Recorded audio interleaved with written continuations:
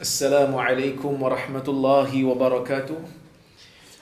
Alhamdulillah nahmaduhu wa nasta'inuhu wa nastaghfiruh wa na'udzu billahi min shururi anfusina wa min sayyiati a'malina. May yahdihillahu fala mudilla lahu wa may yudlil fala hadiya lahu. Ashhadu an la ilaha illallah wahdahu la syarika lahu.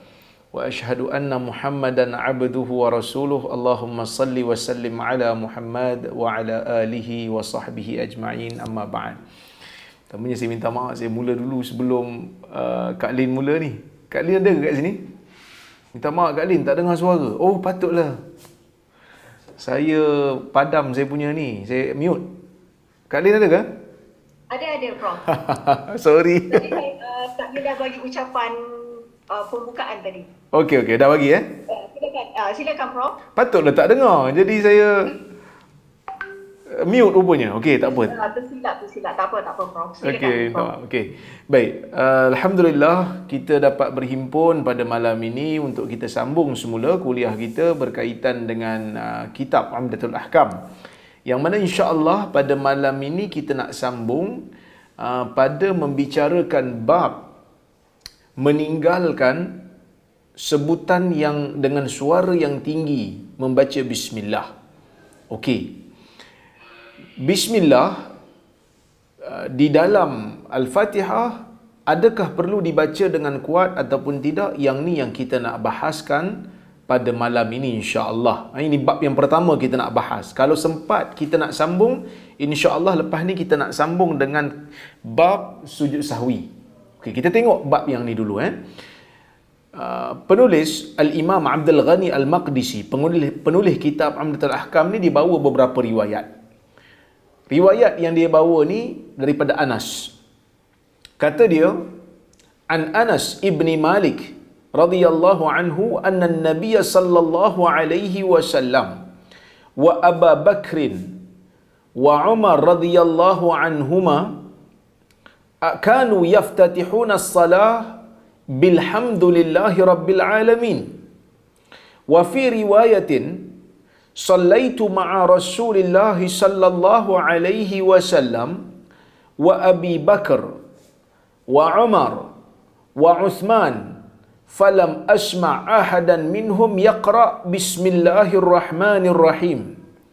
Wa li Muslim sallaitu khalfan nabi sallallahu alaihi wasallam wa Abi Bakr wa Umar wa Uthman fakanu yastaftihuna as-salata bilhamdulillahi rabbil alamin la yadhkuruna bismillahirrahmanirrahim fi awwali qira'ah wala fi akhiriha. Tiga riwayat yang dibawakan ini, satunya yang pertama tu riwayat Al-Imamul Bukhari. Ia juga riwayat Imam Muslim. Manakala dua riwayat yang terakhir dia merupakan riwayat Imam Muslim. Maksudnya ketiga-tiga jalur ini merupakan jalur yang sahih. Jalur yang sahih riwayat Bukhari dan Muslim. Maksudnya daripada Anas bin Malik radhiyallahu anhu, sesungguhnya Nabi sallallahu alaihi wasallam dan Abu Bakar dan Umar. Anas kata, sesungguhnya Nabi sallallahu alaihi wasallam, Abu Bakar dan Umar, apabila mereka membuka salat dengan bacaan Alhamdulillahi Rabbil Alamin. Dalam riwayat yang lain, di sisi Imam Muslim, Anas mengatakan, saya pernah bersalat bersama dengan Rasulullah sallallahu alaihi wasallam. Saya bersalat di belakang Abu Bakar, saya bersalat di belakang Umar, saya salat di belakang Uthman. Saya tidak pernah mendengar seorang pun daripada kalangan mereka yang membaca bismillahirrahmanirrahim. Dalam riwayat Muslim, Anas mengatakan, saya pernah salat di belakang Nabi sallallahu alaihi wasallam dan Abu Bakar dan Umar dan Uthman. Kesemua mereka apabila memulakan salat, mereka memulakan salat dengan bismillah, dengan alhamdulillahi rabbil alamin. Mereka tidak menyebutkan bismillahirrahmanirrahim di awal bacaan, juga tidak di akhir bacaan. Okey, baik. Penulis ni Ya, penulis membawakan beberapa riwayat berkenaan dengan bacaan bismillah sebelum membaca Al-Fatihah. Bagaimana cara kita nak faham hadis ni? Sebelum nak bincang tentang bismillah, saya ingat elok kita pergi kepada satu perkara yang sebelum kita nak baca bismillah lagi, iaitu membaca a'udzubillah. Macam mana cara ataupun apakah pandangan ulama berkenaan dengan bacaan a'udzubillahi minasyaitanirrajim sebelum membaca bismillah, ataupun kita kata at-ta'awuz ataupun al-isti'adzah sebelum membaca Fatihah, adakah dia wajib ataupun tidak? Saya mengatakan tuan-tuan, setelah kita mengkaji, kita melihat, kita meneliti pandangan-pandangan ulama dalam kitab-kitab fiqh, mereka bersepakat mengatakan bacaan a'udzubillah, iaitu bacaan ta'awuz dan isti'adzah, merupakan suatu bacaan yang disyariatkan sebelum membaca bismillah di dalam Fatihah. Disyariatkan baca a'udzubillah. Ya, tetapi mereka berbeza pendapat. Adakah membaca a'udzubillah ini menjadi wajib ataupun sunnah? Di sana ada beberapa pandangan. Ya, ada beberapa pandangan. Pandangan yang pertama, mereka mengatakan, ya, ini pandangan majoriti ulama. Mereka mengatakan disunatkan membaca isti'adzah di dalam salat. Ini pandangan majoriti. Dalil mereka ialah fa idza qara'tal Qur'an fasta'iz billahi minasyaitanir rajim. Apabila kamu membaca Al-Quran, maka hendaklah kamu meminta perlindungan dengan Allah daripada syaitan yang direjam. Surah An-Nahl ayat 98. Jadi dalam isu ni majoriti ulama dia faham, bila nak baca Quran, Quran kata isti'adzah, dan Quran tidak membezakan baca Fatihah dalam salat ke, baca Fatihah luar salat ke. Ayat ni umum, ayat ni mutlak. Maka selagi mana kita nak membaca Al-Fatihah, yang mana Fatihah daripada ayat Quran, ayat Quran kata kamu kena isti'adzah, kamu kena ta'awuz, baca a'udzubillah dulu. Baca a'udzubillahi minasyaitanirrajim. Boleh ataupun digalakkan untuk baca, bahkan disunatkan, kerana ayat Quran ni umum, tak bezakan bacaan Quran dalam solat ataupun luar solat. Dan Fatihah merupakan satu surah daripada Al-Quran. Dan di sana ada hadis-hadis yang lain yang diriwayatkan dalam bab ini, menunjukkan bahawasanya Nabi sallallahu alaihi wasallam memang membaca a'udzubillahi minasyaitanirrajim sebelum membaca Fatihah di dalam salat. Yang mana Abu Sa'id Al-Khudri radhiyallahu anhu mengatakan, kana Rasulullah sallallahu alaihi wasallam idza qama ila salati bil lail kabbara. Kata Abu Sa'id Al-Khudri, Nabi sallallahu alaihi wasallam ni sentiasa apabila bangkit salat malam, Nabi akan bertakbir, iaitu takbiratul ihram.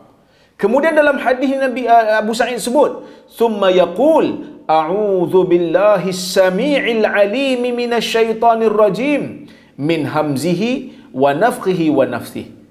Maksud Nabi sallallahu alaihi wasallam ada beberapa bacaan di dalam isti'adzah ni. A'udzubillahi minasyaitonirrajim boleh, a'udzubillahi as-sami'il 'alim minasyaitonirrajim min hamzihi wa nafthihi wa nafthihi pun boleh.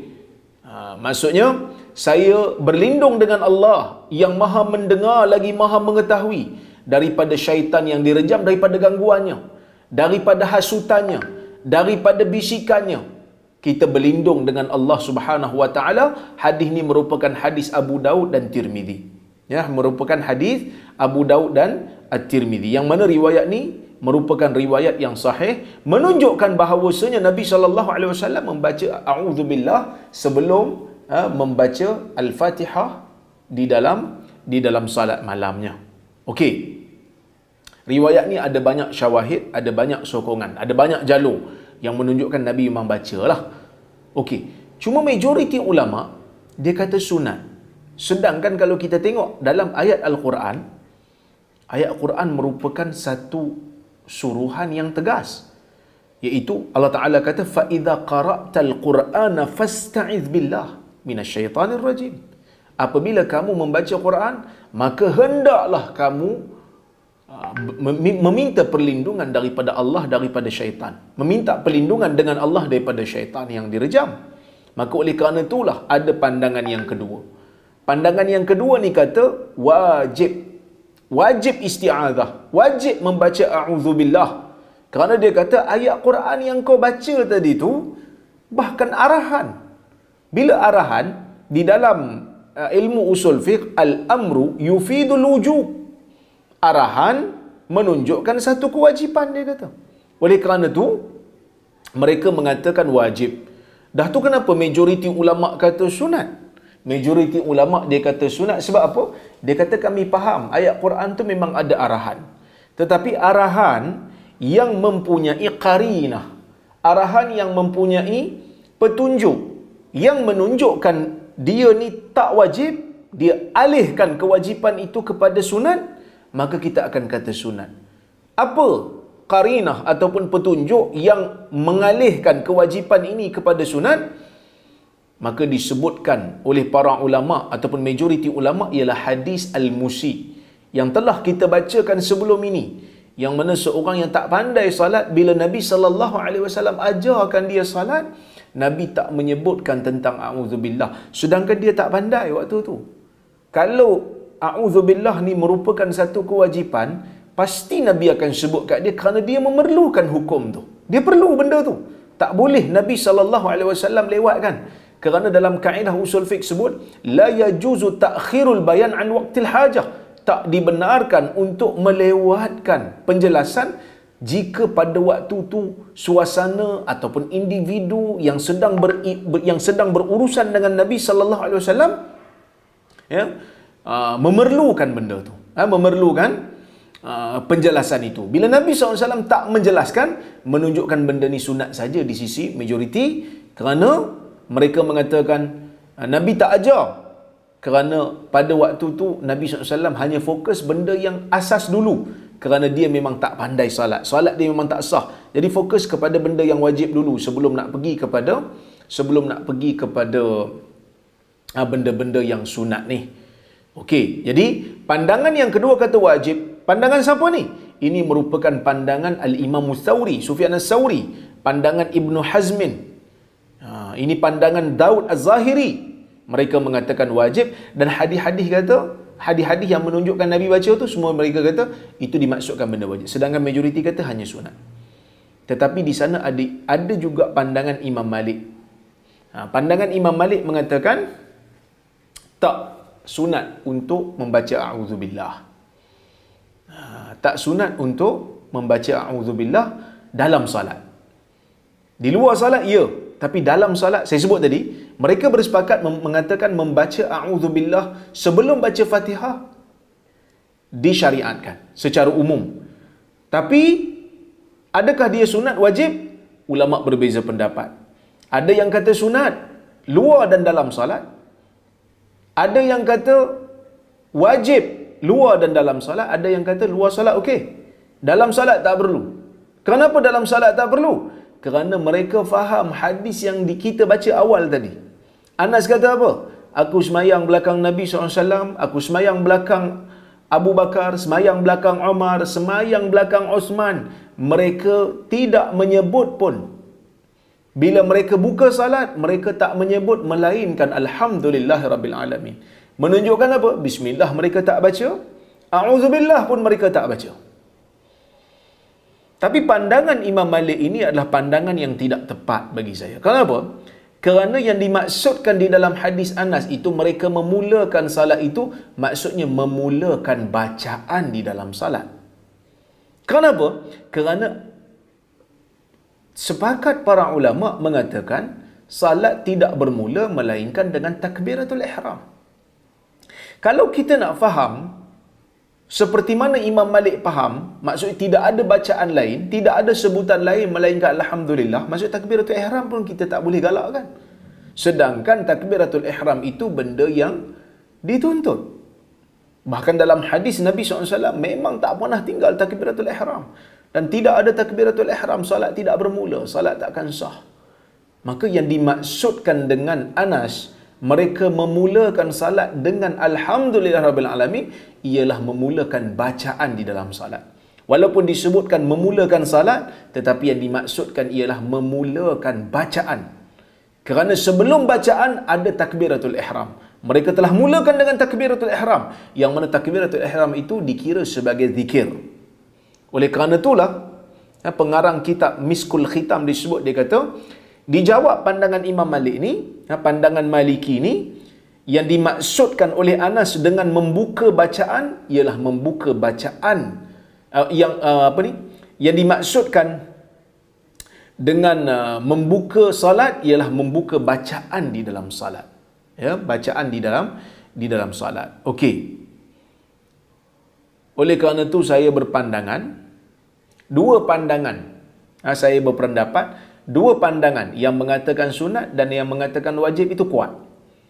Habis itu mana yang betul? Ulama dalam isu ni, ulama semasa pun berbeza. Kalau tuan-tuan tengok dalam kitab Asy-Syangqiti,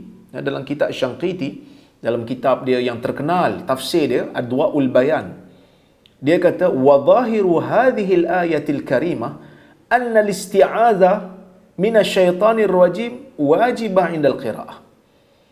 Dia seolah-olah macam nak pergi kepada wajib. Tapi dia kata kebanyakan ulama ahli ilmu, majoriti ahli ilmu, dia kata arahan di sini menunjukkan sunat sahaja. Sunat sahaja. Oleh kerana itu saya berpendapat sunat itu lebih utamalah. Sunat itu lebih utama kerana Nabi SAW tidak menyebutkan kewajipan ini. Kalau betul benda tu wajib, Nabi tak sebut isti'azah ni wajib ketika mana mengajar orang yang memerlukan salat, memerlukan ilmu berkenaan dengan salat pada waktu tu. Selesai bab tu. Okey, kita dah sepakat mengatakan ta'awuz ataupun isti'azah ataupun membaca a'udzubillah adalah sesuatu yang dituntut, sesuatu yang sunat.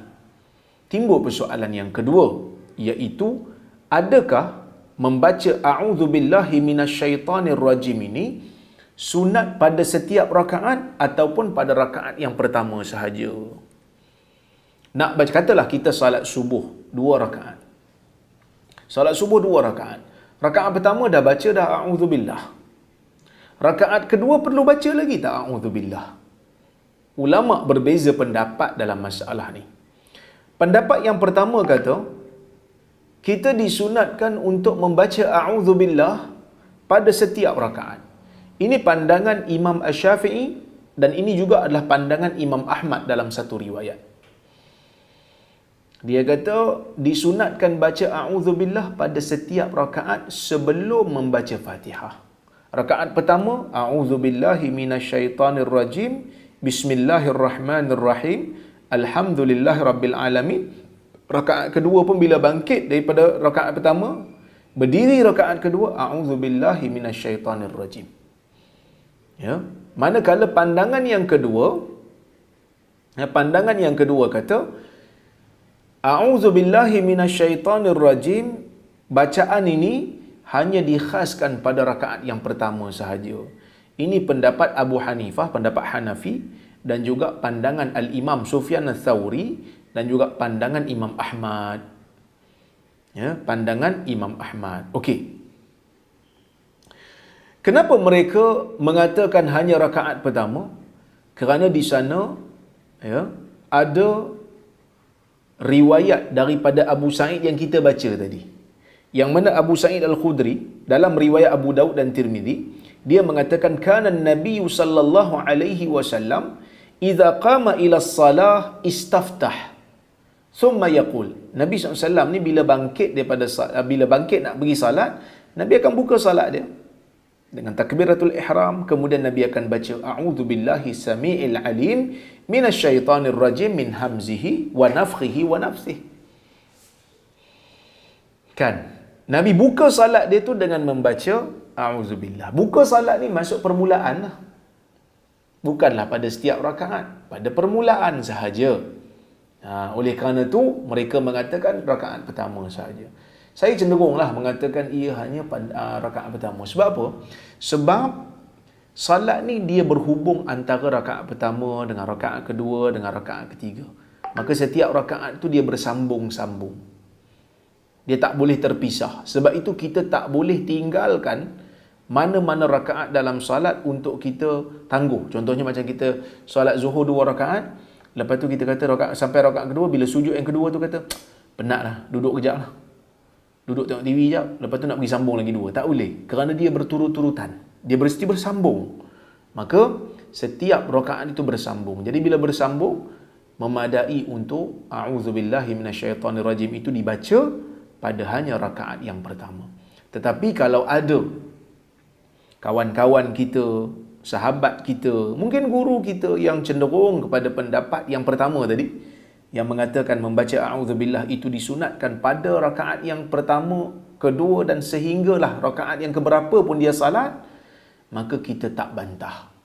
Dan kita tidak mengatakan itu adalah pandangan yang batil, kerana pandangan itu juga merupakan pandangan yang mempunyai dalilnya. Cuma dalam masalah ni kita kata mana yang tepat, mana yang kurang tepat. Tetapi kita menghormati pandangan mereka yang berbeza dengan pandangan yang kita pilih. Inilah yang boleh menyebabkan kita bersatu padu walaupun kita berbeza. Kan? Sebab ada kadang-kadang orang kata bila beza pendapat, ini sumber perpecahan. Ini sebab pecahan, ini faktor pecahan. Sebenarnya yang berpecah bukan disebabkan berbeza, manusia berbeza. Usah kata dalam bab agama. Dalam bab dunia pun manusia berbeza. Ada orang boleh makan pedas, ada orang tak boleh makan pedas. Beza manusia. Kita suka makan pedas, tiba-tiba isteri kita tak suka makan pedas. Kan kita order makanan kat restoran, dia kata bagi ekstra pedas. Isteri dia kata tak perlu, saya tak nak yang pedas. Adakah kita bermakna kita kena sebut ke isteri, awak telah menyebabkan kita berpecah kerana awak tak makan pedas, saya makan pedas? Ini apa cerita? Sangat-sangat tidak logik. Manusia dalam bab fashion pun berbeza. Ada orang suka colour striking, ada orang suka colour yang sedikit gelap, ada orang suka colour cerah. Desain-desain baju dengan warna baju pun orang berbeza. Tapi tak ada orang kata ini adalah sumber perpecahan. Fashion baju pun, Arab dengan jubahnya, Melayu dengan baju Melayu dan baju kurungnya. Kan, batik pun berbeza. Cuma kadang-kadang ada jugalah gaduh-gaduh sikit. Batik ni siapa punya, batik ni Malaysia punya ke Indonesia punya, kan? Biasalah gaduh adik-beradik. Tapi bergaduh tu bukan disebabkan perbezaan tu. Disebabkan oleh kerana tidak mahu menerima hakikat yang orang lain mempunyai hak untuk memilih macam kita. Kan kita nampak satu orang, dia salat mengikut mazhab Hanafi dia. Adakah kita nak kata dia sumber perpecahan? Tak. Itu bukan sumber perpecahan. Dah dia belajar mazhab Hanafi, dia menekuni mazhab Hanafi. Seumur hidup dia tak pernah dengar mazhab lain. Dia belajar mazhab tu saja. Kita tak boleh kata dia sumber perpecahan.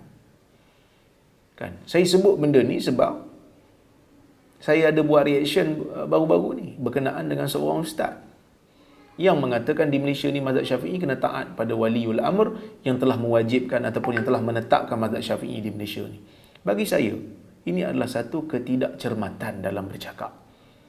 Mana mungkin kita boleh menyalahkan orang yang mengajar mazhab selain daripada mazhab Syafi'i dalam bab benda tu yang tidak diperaturankan dan tidak diundang-undangkan, yang tidak digazetkan oleh kerajaan. Kalau digazetkan, diundang-undangkan, dijadikan sebagai peraturan, itu saya tak ada masalah.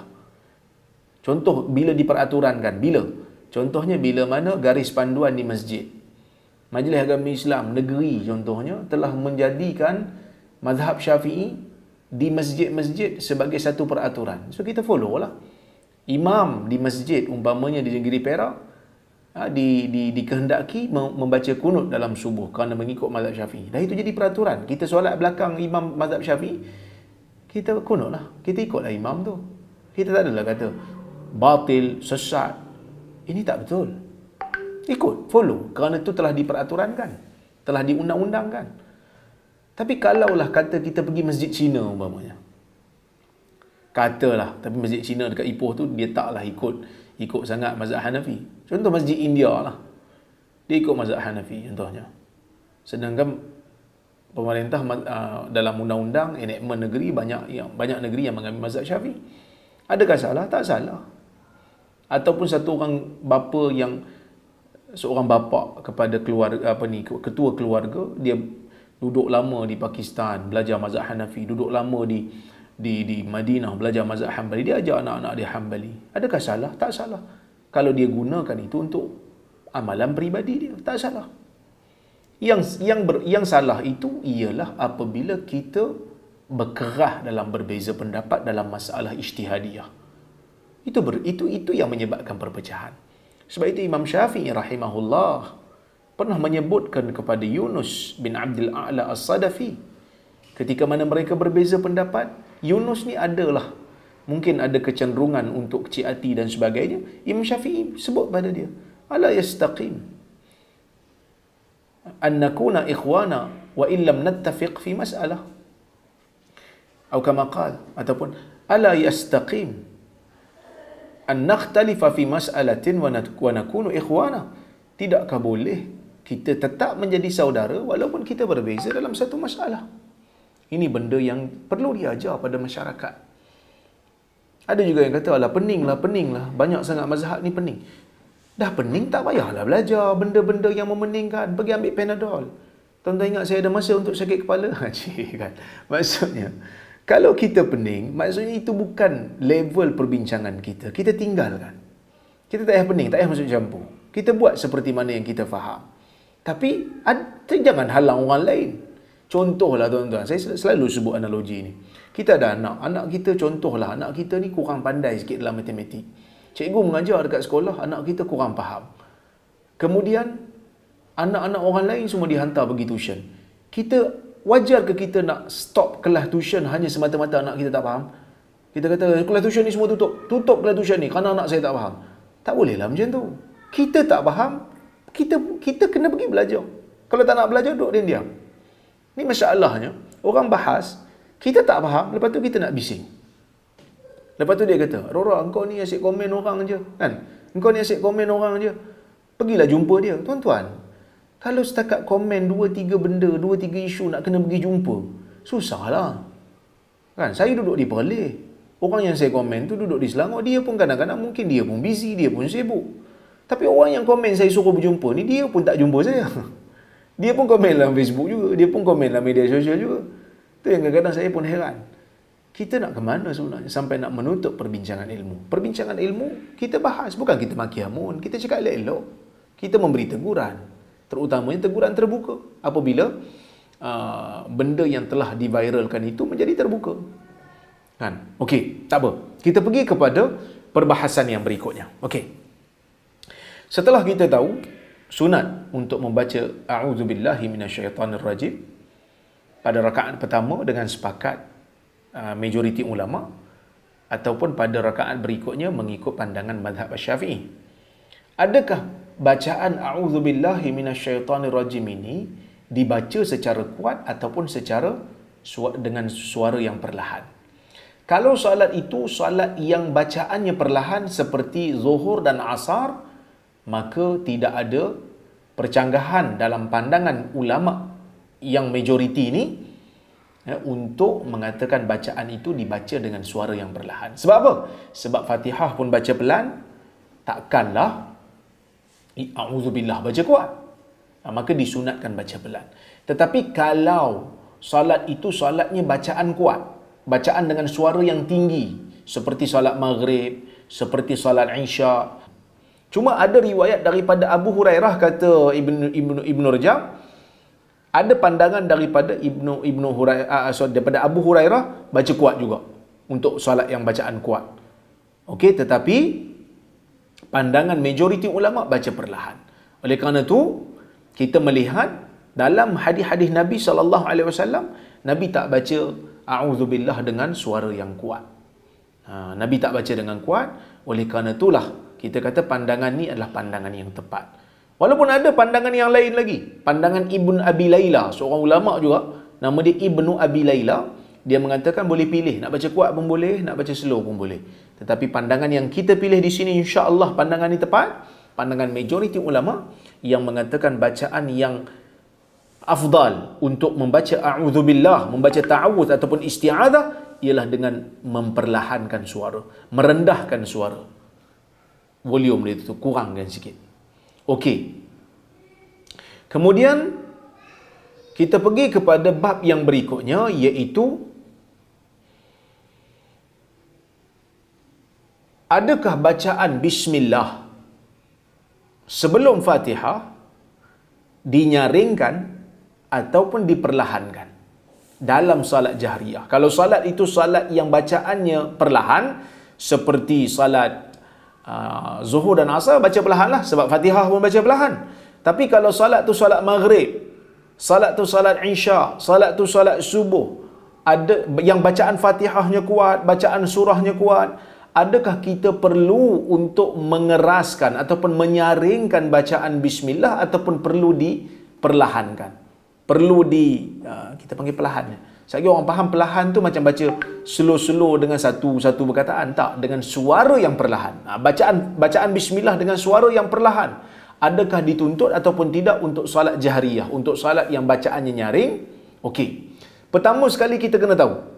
Kita kena tahu untuk baca dengan suara yang nyaring ataupun dengan suara yang perlahan, dengan suara yang rendah, ia tidak membatalkan salat selagi mana kita baca. Sebab itu Ibnu Katsir sebut. Ibnu Katsir rahimahullah menyebutkan dalam tafsirnya, dia kata apa? Ajma'u ala sihhati salati man jahara bil basmalah wa man asar. Walillahil hamd wal minnah.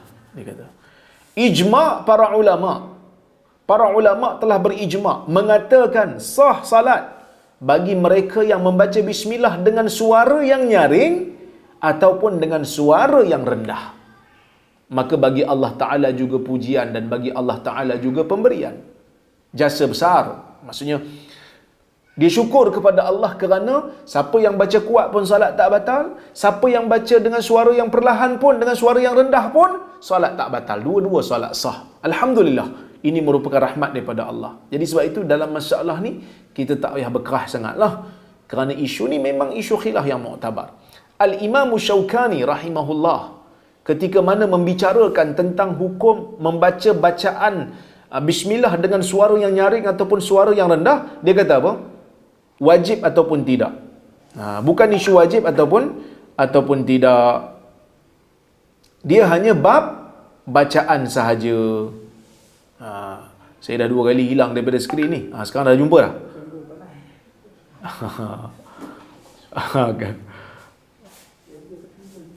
Ni ada dah?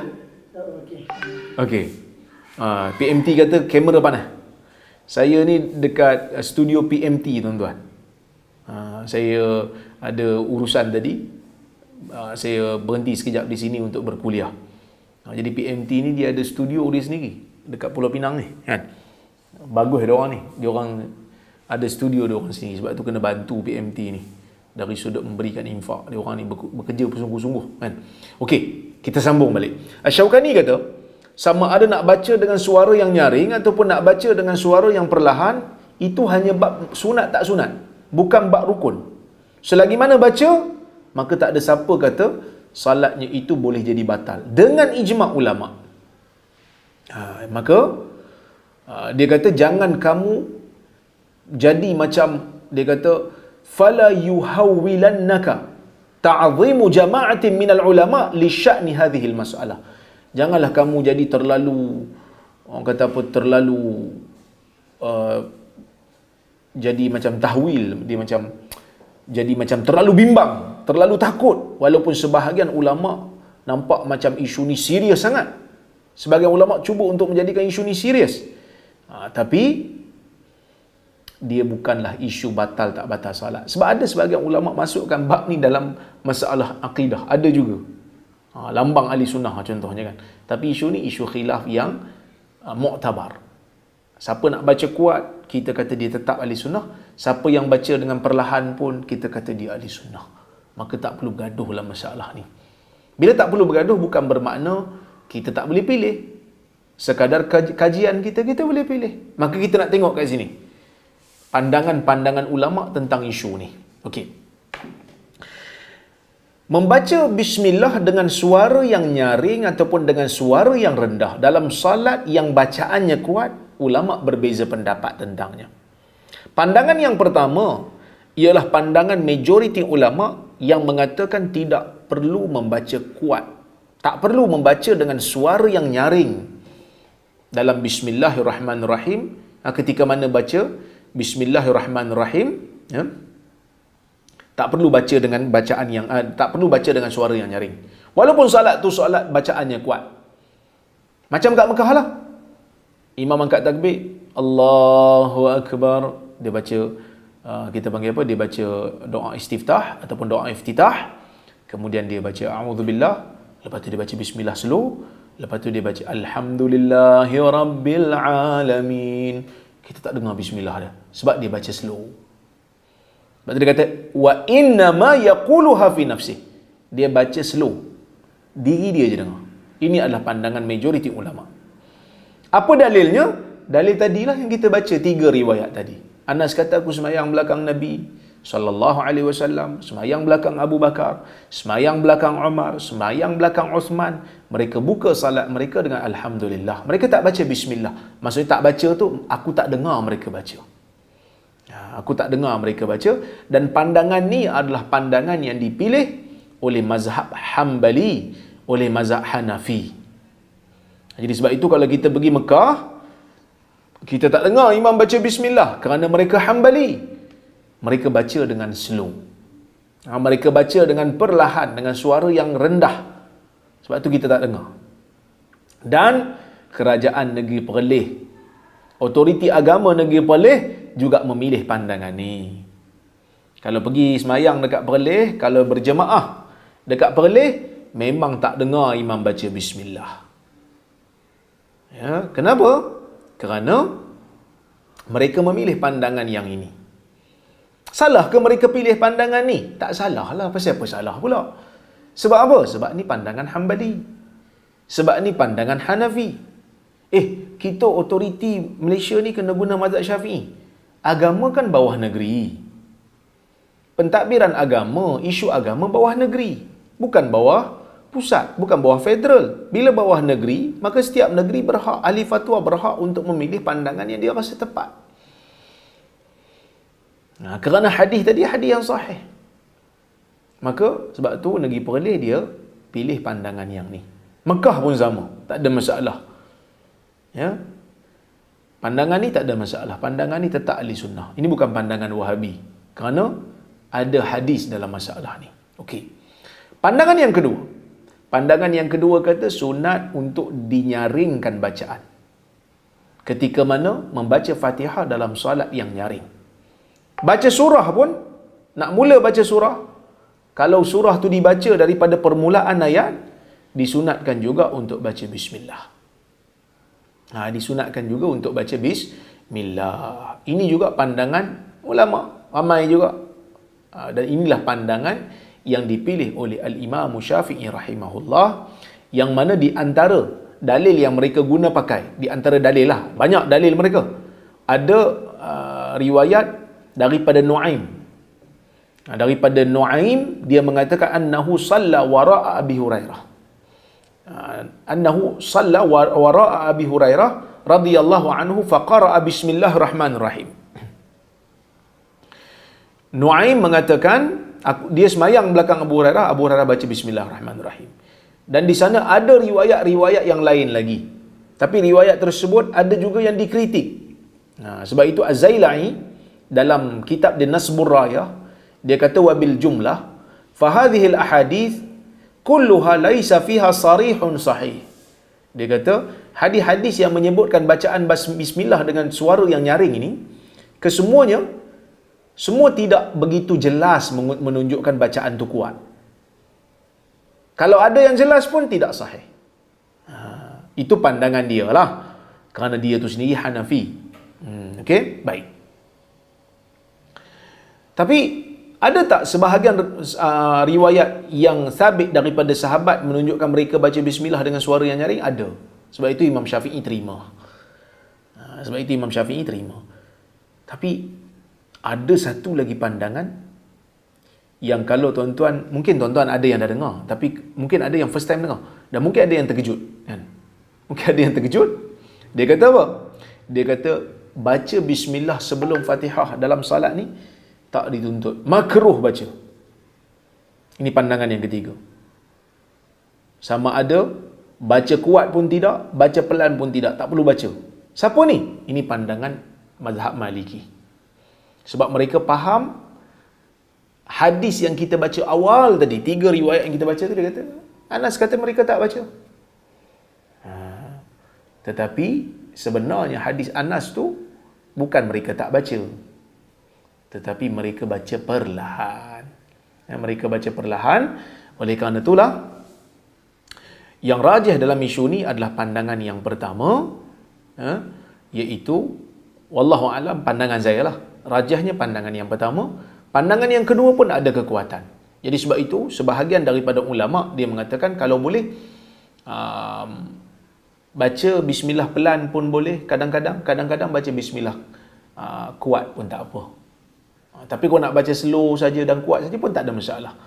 Cuma yang lebih kuat dalam isu ni dari sudut kekuatan dalil, ya, ialah bacaan dengan suara yang perlahan. Itu pandangan saya lah, kajian saya. Kalau ada yang tak setuju tak apa, kerana kita boleh berbeza pendapat. Okey, kita pergi kepada bab yang berikutnya, iaitu bab sujudus sahwi. Bab sujud sahwi. Orang Melayu panggil sahwi. Sahwi ni apa dia? Bila kita kata sahwu, orang Arab kata sahwu, as-sahwu. Dari sudut bahasa, sahwu ni lupa ataupun lalai ataupun tak perasan kepada sesuatu. Ada Al-Hafiz Ibn Hajar rahimahullah, dia mengatakan sebahagian ulama cuba membezakan di antara sahwi dengan nisyan. Ada yang kata sahwi ni lalai, nisyan tu lupa. Tapi dia kata pandangan ni tak tepat. Pandangan ni tak tepat. Kerana sahwi dan nisyan tu ada kaitan. Sebab itu bila kita lupa, kita disuruh untuk sujud sahwi dalam salat, dalam keadaan tertentulah. Ibnu Athir mengatakan as-sahwu fi syai' tarkuhu an ghairi ilm. Bila kita kata sahwu pada sesuatu, kita meninggalkannya. Kita meninggalkan. Ya. Sahwu fi syai', tinggalkan tanpa ada ilmu. Sahwu anhu, kalau sahwu fi syai', tinggalkan tanpa ada ilmu. Kalau sahwu anhu, kita meninggalkan dengan ada ilmu. Maksud kita sengaja tinggal. Sebab itu Allah Ta'ala mencela orang yang sahwu daripada salatnya. Fawailul lil musallin alladhina hum an salatihim sahun. Celakalah orang yang salat yang mana mereka ini meninggalkan salat. Mereka salat, tapi ada waktu mereka meninggalkan salat dengan sengaja. An salatihim. Mereka meninggalkan salat mereka. Okey. Maksudnya orang yang meninggalkan salat tanpa sengaja, mereka dimaafkan dan mereka perlu qada. Kerana apa? Kerana mereka tak sengaja. Tetapi kalau mereka tinggal dengan sengaja, maka dicelalah perbuatan itu. Okey. Itu berkenaan dengan sahwi lah, dengan sahwu. Manakala sujud sahwi di sisi para ulama ialah satu tata cara ibadah yang disyariatkan di hujung salat. Sama ada sebelum salam ataupun selepas salam, saya akan huraikan nanti insya-Allah. Disyariatkan di hujung salat, sama ada sebelum ataupun selepas salam, untuk menampal semula kerosakan, mengimbangkan semula kerosakan, melengkapkan kerosakan dalam solat yang berlaku disebabkan oleh kerana syak, ragu-ragu, ataupun meninggalkan benda yang dituntut, ataupun melakukan perkara yang dilarang tanpa sengaja. Itu sujud sahwi. Bila orang kata sujud sahwi ni apa? Dia adalah ibadat ataupun sujud, dua sujud yang disyariatkan di akhir salat, sama ada sebelum ataupun selepas salam, untuk menampung semula kerosakan, melengkapkan kekurangan yang ada dalam solat kita, yang mana solat itu telah berlaku syak padanya, ataupun meninggalkan benda yang wajib padanya, ataupun meninggalkan benda yang dituntut, yang tertentu, Bukan semua benda yang dituntut oleh tinggal kita disyariatkan sujud sahwi. Ada benda-benda yang dituntut sahaja, sebahagian saja. Ataupun melakukan perkara yang dilarang dalam solat tanpa sengaja, maka kita disyariatkan ataupun disunatkan ataupun sebagian ulama kata wajib melakukan sujud sahwi. Okey. Dalil sujud sahwi ini daripada perbuatan Nabi sallallahu alaihi wasallam sendiri. Nabi sallallahu alaihi wasallam pernah sujud sahwi dalam solat dia. Ada riwayat Nabi SAW sebut, ada riwayat Nabi sendiri buat. Bahkan perbuatan Nabi SAW yang mewajibkan Nabi ataupun yang menggalakkan Nabi untuk sujud sahwi ini, kata para ulama, merupakan satu kurnia daripada Allah Ta'ala untuk kita. Kerana apa? Kerana bila Nabi terlupa dalam salat dia, Nabi sujud sahwi, meringankan kita daripada perlu mengulang salat. Maka kita tak perlu ulang salat kita. Sebaliknya, kita hanya perlu sujud sahwi seperti mana Nabi SAW tunjukkan pada kita. Maka sebab itu kata Ibnul Qayyim, kana sahwun Nabi sallallahu alaihi wasallam fi salah min tamami ni'matillahi ta'ala ala ummatihi wa ikmali dinihim liyaqtadu bihi fima yusyarri'uhu lahum 'inda as-sahw. Kata Ibnul Qayyim, sesungguhnya sahwi Nabi itu, sesungguhnya lupanya Nabi SAW dalam salat merupakan kesempurnaan nikmat Allah kepada umat dia dan merupakan penyempurnaan agama mereka, supaya mereka boleh meniru Nabi SAW pada perkara yang Nabi syariatkan. Ketika mana Nabi itu sendiri lupa, Nabi buat apa? Kalau kita lupa, kita kena buat macam mana Nabi buat. Kata Syekh Bassam rahimahullah dalam kitab dia Taisirul Alam, dia juga ada kitab yang mensyarahkan Umdatul Ahkam, dia kata apa? Wa min hikmati sahwihi sallallahu alaihi wasallam tahaqququ bashariyatih li'alla yakuna lil ghulah madkhal fi i'ta'ihi shay'an min sifatil ilahiyyah war rububiyyah bismi ta'zim. Lidha qala sallallahu alaihi wasallam innama ana basharun mithlukum ansa kama tansawun fa idza nasitu fadhakkiruni. Kata Syekh Bassam rahimahullah, di antara hikmah berlakunya sahwi Nabi sallallahu alaihi wasallam, antara hikmah berlakunya Nabi sallallahu alaihi wasallam lupa ialah tahaqquk, terlaksananya,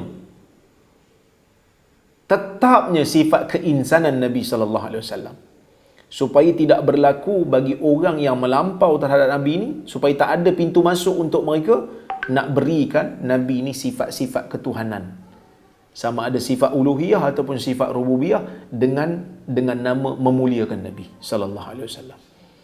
Maksud kalau Nabi itu sendiri tak lupa, mungkin ada orang yang melampau, dia akan kata, ya, ni Nabi ni macam Tuhan. Bahkan hari ni kita dah jumpa dah satu golongan sihak ke apa ke yang mengatakan Allah itu Nabi, Nabi itu Allah. Ini benda merepek. Sedangkan dalam Quran mengatakan innaka mayyit wa innahum mayyitun. Wahai Muhammad, engkau mati, mereka juga akan mati. Macam mana boleh kata Nabi itu Allah? Ma Muhammadun illa rasul, tidaklah Muhammad itu melainkan hanyalah rasul.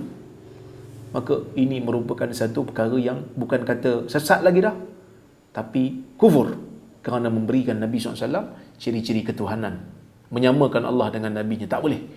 Bahkan inilah yang menjadikan golongan Nasrani menjadi kufur apabila mereka mengatakan Nabi Isa itu mempunyai ciri ketuhanan, anak kepada Allah Azza wa Jalla.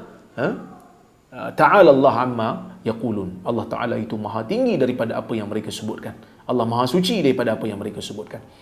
Maka Nabi SAW tak nak orang angkat dia sehingga ke martabat ketuhanan. Maka sebab itu Nabi SAW apabila dia lupa dalam salatnya, Nabi kata apa? Innama ana basyarum mislukum. Sesungguhnya aku manusia macam kamu. Ansa kama tansaun. Aku lupa seperti mana kamu juga lupa. Fa idza nasitu fadhakkiruni. Apabila aku terlupa, kau ingatkanlah aku. Kan bila aku lupa, kau ingatlah aku. Janganlah diam-diam aja. Kerana apa? Kerana Nabi SAW ni lupa. Manusia adalah sifat lupa tu. Bahkan Allah Azza wa Jalla memberikan kita orang kata apa, kesempatan untuk melihat riwayat-riwayat yang menunjukkan Nabi SAW sakit, Nabi SAW sedih, Nabi SAW marah, Nabi SAW sakit sehingga luka. Pipi Nabi SAW dalam perang Uhud tercedera. Ini bukan sifat Tuhan. Tuhan tak cedera. Tuhan tak sakit. Maka, kenapa? Allah Ta'ala nak tunjuk. Nabi SAW itu mulia. Nabi SAW itu maksum dalam membawa riwayat, dalam membawa amanah agama, dalam membawa risalah. Tetapi jangan kamu angkat Nabi itu lebih daripada martabat dia. Kerana apa? Kerana sifat orang beragama ni, sifat orang yang nak pada agama ni, dia boleh rosak dengan dua benda. Orang tak nak pada agama pun bahaya. Yang tu kita tak nafi. Dia tak nak pada agama. Salat dia tak buat. Zakat dia tak bayar. Tauhid pun kadang-kadang dia lupa. Itu bahaya. Tapi orang yang nak pada agama juga perlu berhati-hati daripada dua penyakit. Apa dua penyakit tu? Dua penyakit ni lah yang kita selalu sebut dalam salat. Kita tak mau dua benda ni. Kita doa apa? Ihdinas siratal mustaqim. Tunjukkan kami jalan yang lurus. Kerana jalan kebenaran itu tidak bengkang-bengkok, lurus jalannya. Yang bengkang-bengkok ni bukan dia. Yang bengkang-bengkok ni bukan jalan kebenaran. Jalan kebenaran lurus. Nabi SAW buat satu garisan lurus. Ni jalan. Hadha sabilullah. Nabi buat garisan lurus. Ni jalan Allah.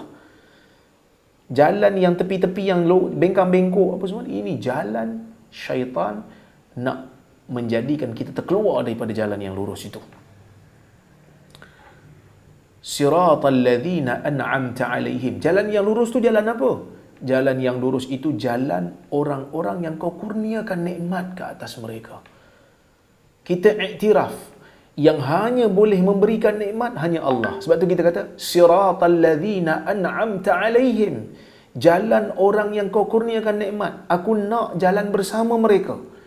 Kerana jalan kebenaran ini walaupun sedikit pasti akan ada orang yang bersama dengan kita. Walaupun sedikit tapi ada. Walaupun minoriti, tapi ada. Sebab itu Nabi SAW kata apa? La tazalu ta'ifatun min ummati zahirin 'alal haq. Akan ada setiap zaman tu satu kumpulan kecil daripada kalangan umat aku. Pasti ada. Walaupun sikit, ada. Ataupun Nabi SAW, ataupun Allah Azza wa Jalla nak mengisyaratkan, dalam perjalanan kita berada di atas kebenaran ni, nak cari kebenaran ni, mesti ada sahabat dan teman. Sebab itu saya sebut dalam buku saya 40 Amalan Mudah. Nabi SAW ketika membawa Abu Bakar berhijrah, bukan bermakna Nabi penakut sehingga perlu bawa teman. Nabi itu berani. Nabi dijamin oleh Allah. Nabi dipelihara oleh Allah. Tapi kenapa Nabi bawa Abu Bakar dalam peristiwa hijrah? Nabi nak beri isyarat. Dalam perjalanan dakwah ini, perlu ada teman. Perlu ada sahabat. Kerana itu sifat manusia. Sifat manusia itu perlu seseorang yang mendengar ucapan kita. Yang perlu berbahas dengan kita. Yang perlu dengar apa yang kita nak kongsi.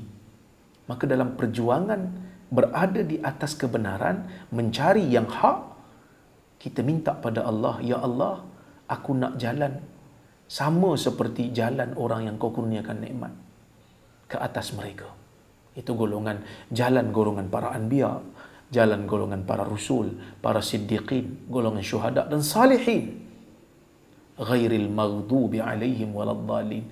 Bukan jalan orang yang kau murka, bukan jalan orang yang sesat. Ni dua benda. Tadi tentang nikmat kita kata an'amta alaihim, jalan orang yang kau berikan nikmat. Kita bagi tahu pada diri yang hanya boleh beri nikmat pada orang saleh, yang berkekalan nikmatnya Allah Azza wa Jalla saja.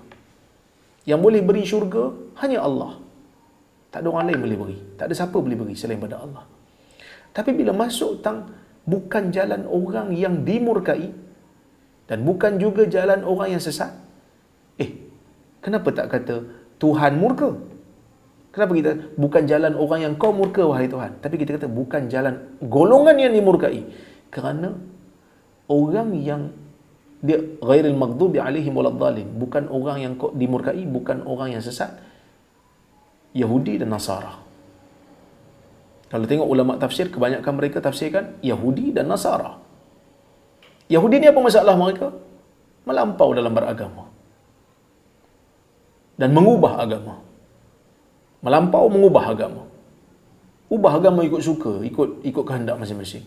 Dalin, golongan yang sesat, yang beribadat tanpa ilmu, yang berakidah tanpa ilmu. Ini dua penyakit. Jadi kita kata dalam surah Fatihah, bukan golongan yang dimurkai. Maksud siapa yang murka? Bukan orang yang mengubah agama, bukan hanya Allah Ta'ala murka. Orang-orang yang beriman juga murka. Kenapa mereka murka? Mereka murka kerana Allah murka.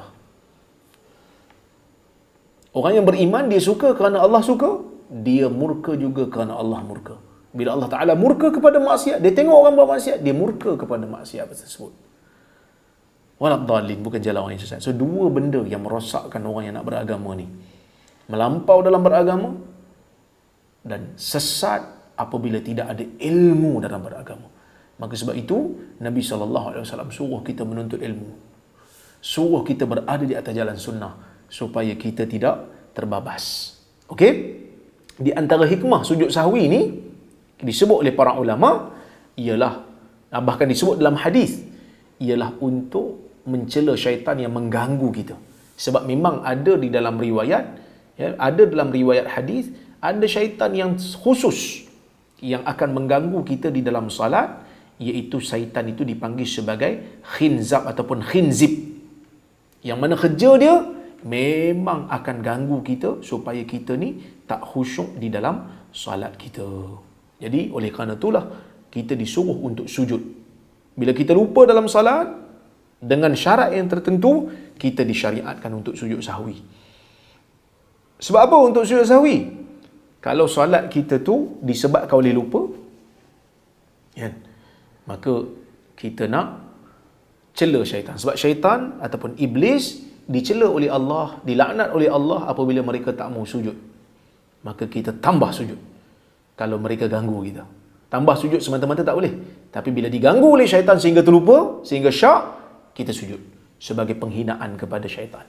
Kalau sujud itu dilakukan kerana ada kekurangan pada salat kita, maka sujud itu akan menyempurnakan semula kekurangan yang ada. Wallahu a'lam. Jadi saya nak sambung balik ni, panjang perbahasan dia. InsyaAllah saya akan baca hadis berkenaan dengan sujud sahwi ni, ya, bila mana kita sambung kuliah kita 2 minggu akan datang, insyaAllah, jika berkesempatan, ya. Jadi saya tengok pada soalan ataupun komentar ataupun kritikan, kalau ada saya lalukan, ya, kalau ada lah, insyaAllah. Saya tengok soalan dulu, insyaAllah. Assalamualaikum Dr. Waalaikumsalam warahmatullahi wabarakatuh. Muharram tahun ini jatuh pada hari Jumaat. Adakah benar kalau kita berpuasa pada hari Ashura semata-mata, maka kita telah melakukan perkara yang makruh kerana puasa pada hari Jumaat secara tunggal adalah makruh? Okey. Dalam hadis Nabi SAW memang melarang, tidak menggalakkan kita puasa pada hari Jumaat, puasa sunat pada hari Jumaat secara tunggal, melainkan puasa sehari sebelum ataupun sehari selepas. Itu puasa pada hari Khamis ataupun puasa pada hari Sabtu. Itu kalau puasa sunat itu sunat semata-mata. Tetapi kalau hari Jumaat tu jatuh pada hari Ashura ataupun pada hari Arafah, dan kita puasa tu bukan kerana hari tu hari Jumaat, kita puasa tu kerana hari tu hari Ashura, kerana hari tu hari Arafah. Kalau kita puasa secara tunggal pada hari tersebut, maka dia tak jadi makruh lagi dah. Dia tak jadi makruh lagi dah. Yang makruh ni kalau kita puasa sunat semata-mata pada hari Jumaat, bukan kerana kelebihan yang ada pada hari Jumaat tu. Kerana hari Jumaat ni dikira sebagai hari raya untuk 1 minggu, maka kita tak disyariatkan untuk berpuasa, melainkan kalau hari Jumaat tu ada kelebihan lain, iaitu hari Ashura dan hari Arafah. Jadi kalau hari Jumaat jatuh pada hari Arafah, kita puasa 1 hari je, maka tak jadi makruh. Hari Ashura, dia jatuh pada hari Jumaat, kita nak puasa 1 hari je, maka tak ada masalah, dibenarkan. Dia tak jadi makruh dah kat situ. Okey? Boleh tak? Tapi Seelok-eloknya puasalah hari 9 sekali, Tasu'a sekali. Kenapa? Kerana Nabi SAW menggalakkan puasa 9 dan 10 untuk membezakan di antara kita dengan ahli kitab. Kalau kita dah terlepas hari apa? 9 hari bulan tu tak teringat nak puasa. Dah makan siap dah, tak niat. Dah makan dah. Maka hari 10 dan 11. Ashura dan Hadusha. Dia Tasu'a, Ashura, Hadusha. Tak boleh Tasu'a dengan Ashura, buat Ashura dengan Hadusha. Tapi dia kata, Ustaz, maklumlah Ustaz, kita nak puasa sunat ni bukan senang, terutamanya kalau hari-hari cuti ni, saya nak buat Muharram saja, nak buat Ashura saja. Pun boleh, tak ada masalah. Tidak menjadi makruh, insya-Allah. Assalamualaikum Dr. Waalaikumsalam. Betulkah ada khilaf sama ada basmalah itu memang sebahagian daripada surah Fatihah? Saya pernah baca hadis qudsi tentang surah Fatihah dan juga hadis Nabi SAW Sab'ul Mathani di mana Nabi SAW ajarkan surah Fatihah tanpa membaca basmalah. Boleh ke Dr. huraikan sikit? Betul, ada khilaf di kalangan para ulama berkenaan dengan bismillah dalam Fatihah ni surah atau Quran ataupun tidak, ataupun satu ayat ataupun tidak. Ya. Ulama tidak ada perbezaan pandangan mengatakan bahawasanya dalam suratul Naml, dalam surah An-Naml, Bismillahirrahmanirrahim adalah sebahagian daripada Al-Quran. Itu tak ada khilaf di kalangan para ulama, surah An-Naml. Tetapi dalam surah Fatihah ulama berbeza pendapat. Ulama berbeza pendapat. Kenapa? Kerana riwayatnya bercanggah-canggah. Hadis qudsi dalam Sahih Muslim tidak menyebutkan tentang bismillah sebahagian daripada Fatihah. Okey, ada berapa pandangan? Di sana ada beberapa pandangan. Pandangan pertama, mereka mengatakan bismillah bukan daripada ayat Fatihah. Dia hanya pembuka. Seperti mana surah lain ada pembuka bismillah dia.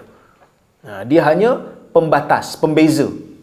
Ini adalah pandangan Imam Malik, pandangan Abu Hanifah, pandangan satu riwayat daripada Imam Ahmad. Yang mana dia mengatakan dalam hadis Abu Hurairah, Nabi SAW meriwayatkan daripada Allah Azza wa Jalla, hadis qudsi, Allah Ta'ala kata, qasamtu salah baini wa baina abdi nisfain. Aku bahagikan salat antara aku dan hamba aku dua bahagian. Wali abdi mas'al. Bagi hamba aku apa yang dia minta. Apabila hamba baca alhamdulillah, terus hamba baca alhamdulillah, dia tak sebut bismillah. Allah Ta'ala tak sebut bismillah. Okey. Kemudian pandangan yang kedua ialah pandangan yang kata bismillah ni satu ayat daripada Fatihah. Satu ayat daripada Fatihah.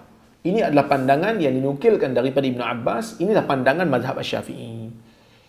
Yang mana dalil yang mereka guna ialah riwayat Muslim, yang mana Nabi SAW pada satu hari, kata Anas, Nabi tertidur, kemudian Nabi angkat kepala Nabi sambil tersenyum.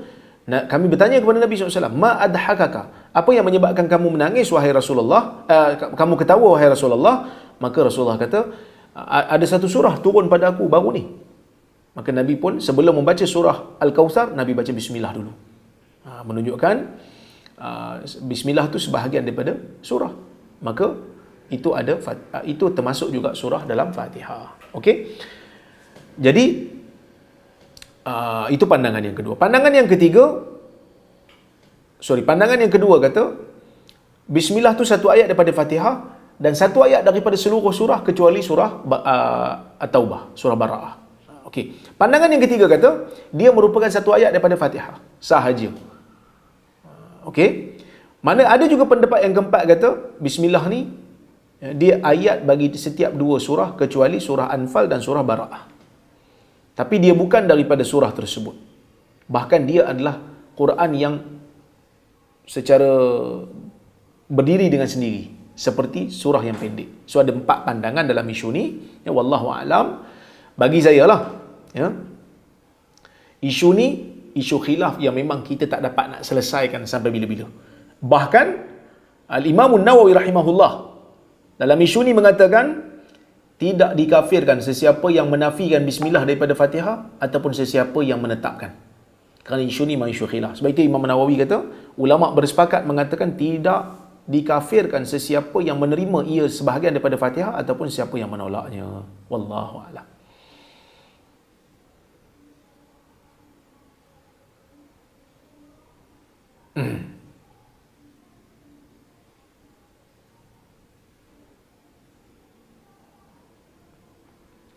Assalamualaikum Ustaz. Waalaikumsalam. Baru-baru ni kita dikejutkan dengan seorang ahli politik yang berpengaruh telah menghina seorang ahli politik dengan ejekan yang dia ni pendek, adakah penghinaan ke atas ciptaan Allah? Bolehkah ini mengeluarkan seseorang dari Islam? Pertama sekali, kita ahli sunnah wal jamaah mengatakan membuat dosa tidak automatik terus menjadi kafir. Yang kata terus jadi kafir ni khawarij. Tetapi mengejek orang ciptaan fizikal manusia, pendek, hitam, tak handsome, gigi rongak, dalam isu-isu yang tak ada kaitan dengannya, maka tidak dibenarkan. Ulama hadis umpamanya, mereka mengkritik perawi-perawi yang lemah, tapi tak pernah mereka sebut dia ni kulit hitam, dia ni pendek, kerana itu tak ada kaitan dengan hadis. Jadi kalau kita masuk dalam politik, kita kritik idea, kita jangan kritik fizikal, kerana itu termasuk dalam mengumpat yang diharamkan oleh Allah Azza wa Jal.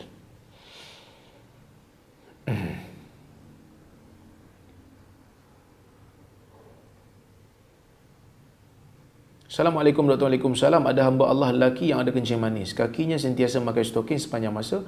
Bila berwuduk, boleh disapu stokin di atas. Kalau nak buka stokin memang susah. Kalau stokin tu tebal sehingga tidak menampakkan warna kulitnya, maka menurut mazhab Hambali, dibenarkan dia untuk menyapu di atas stokin setelah dia basuh kakinya. Untuk orang yang bermukim 24 jam. Jadi lepas habis 24 jam, maka dia buka, dia ambil wuduk, basuh kaki balik, kemudian dia pakai stokin. Bila terbatal, 24 jam ke depan. 24 jam ke depan setelah sapuan pertama menurut sebahagian ulama', setelah batal pertama menurut sebahagian ulama' yang lain, 24 jam ke depan. Baik.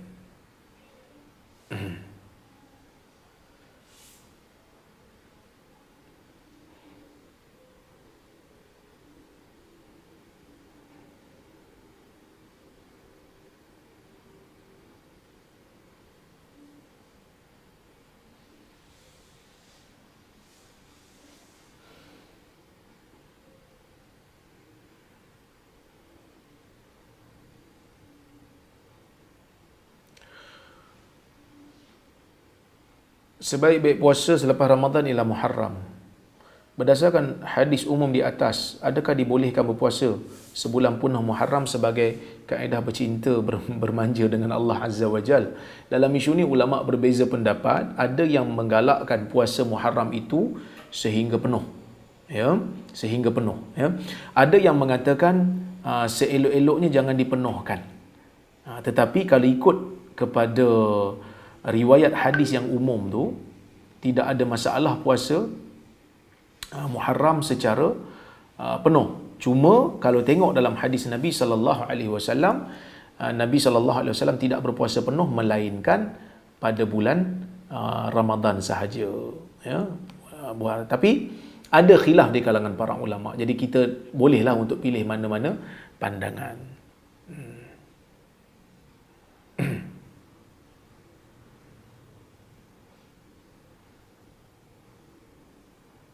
Kalau tanya saya, isu ni isu khilaf para ulama'.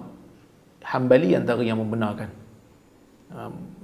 puasa secara penuh, kerana dalil menyebut secara umum sahaja. Wallahu a'lam.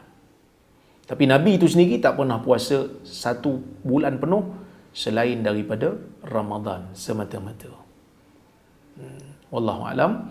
Itu saja yang saya boleh jawab. InsyaAllah jika ada kesempatan yang lain kita bertemu lagi. Saya ucapkan terima kasih pada yang hadir pada malam ini.